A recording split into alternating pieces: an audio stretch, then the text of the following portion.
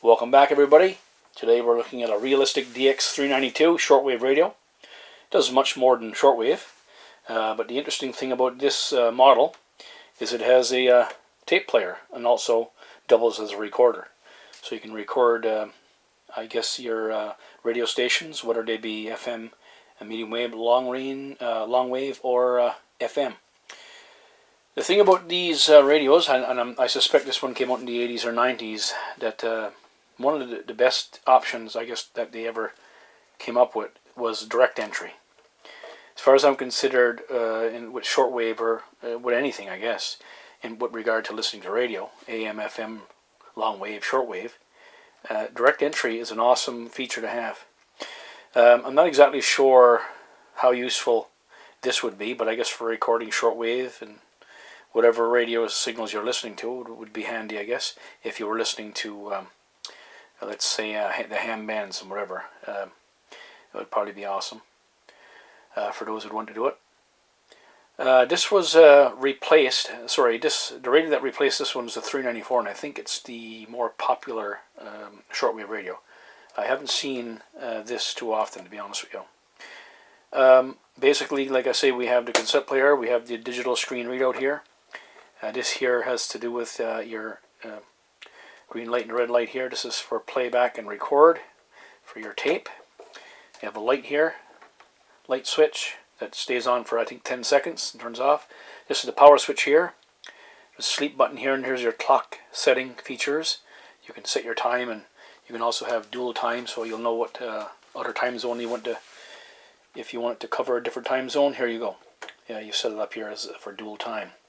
Of course, we have the FM, medium wave, long wave, and short wave buttons that'll get you to that part of the radio that you want to get to. And you have the manual and auto tuning. If you press it, you'll go manual. If you press and hold, it'll scan until it picks up a certain frequency. It's interesting seeing this a lot on a lot of shortwaves. Voice of the World. I guess that was a common thing to put on there. It was a good seller, for sure. Anyway, we have a little control panel here. This here is for your standby snooze or radio. That's for your alarm, of course.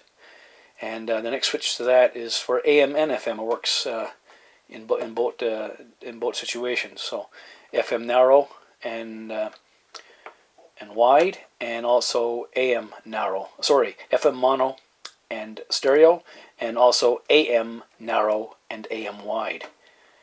This is the BFO switch, another awesome feature to have on a shortwave radio for sure when you're listening to the amateur bands in the shortwave spectrum.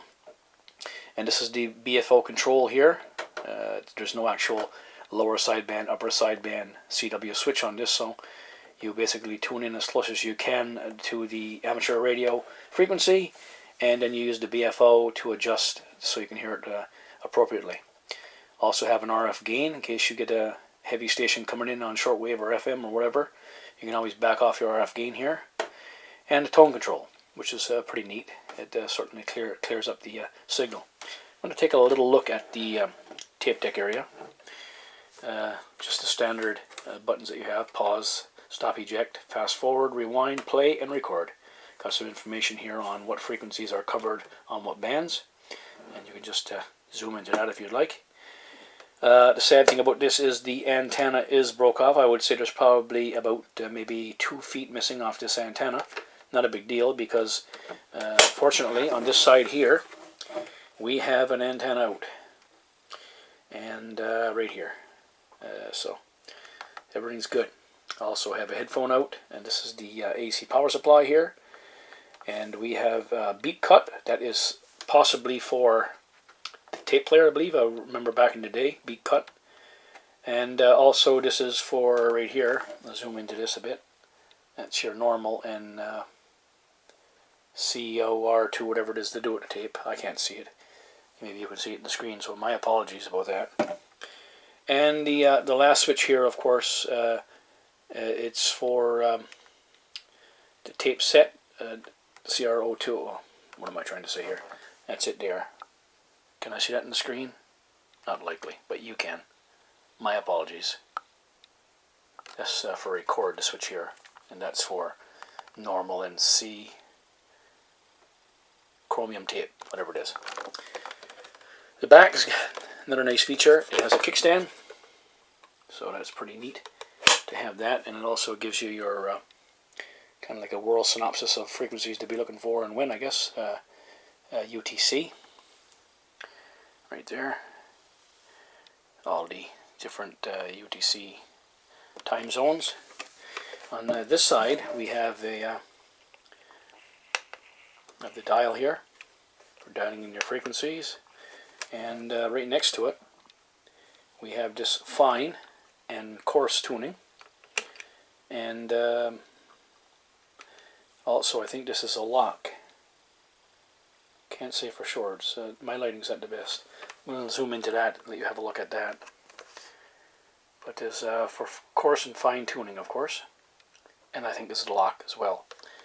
And here we have also a main lock, which basically locks off all the front of your radio.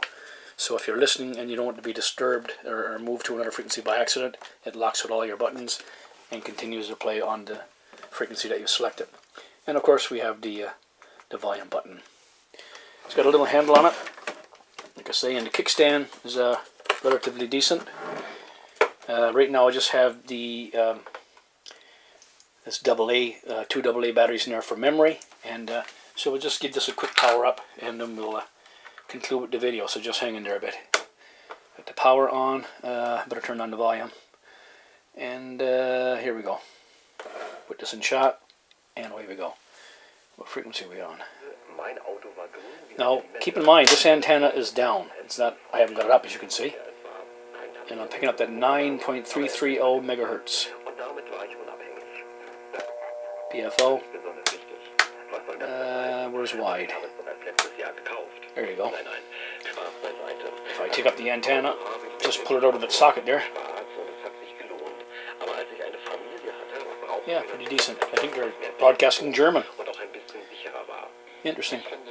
So turn this volume down. Oz FM. Excuse me. That's the main channel out in St. John's, as Oz FM here in St. John's, Newfoundland. The local band, if you want to do that, you just press frequency, and that would be 959 for the other station that's local, and that's medium wave. Why did they go to that, I don't know. Let's see. 959. Enter. Interesting. Anyway, we'll go back to FM and we'll dial out. How's that? Not picking up the frequency. Pretty bad signal, I guess. And that's local. That's my trouble here. We do not have a very good signal here for sure. Short wave goes down to long wave. Get some scanning on to go here. We're definitely not going to get anything down there. But there you go, the scan's working, and it tells you when it gets to the top of the band again, or to the bottom, by beeping. That's interesting. And of course we have the light function, which is not very bright, but it's, I guess, in darkness. Let's have a look at it before the light goes out. Yeah, not bad. Probably wore out. And I think it stays on for 10 seconds, I believe. So anyway, we'll power that off. Anyway, that's this radio is basically a radio that was brought to me to have a look at. It's not, I don't consider it mine right now, but I'll be hanging on to it and giving it a try. It's certainly a lot like the Station I got here, the Emerson. Very similar. This one is actually smaller, a little smaller in size, but you know it does basically the same amount of work as what this one would do. So I guess they're all in competition with each other, and they're all targeting different options. You know, in that time of day, back in those years. So a lot of those radios are on the go now, and I can't, like I say, I haven't seen this one before, to be honest with you. It's the FM stereo, long wave, medium wave, short wave, cassette PLL synthesized receiver by Realistic. The voice of the world. There you have it, folks. Little did you know. thanks for watching, guys. I'm not going to belabor this. Just wanted to put up a video on these, you know, capture the pieces of equipment before they're long gone and never seen again. Have a good evening, and Happy New Year to you.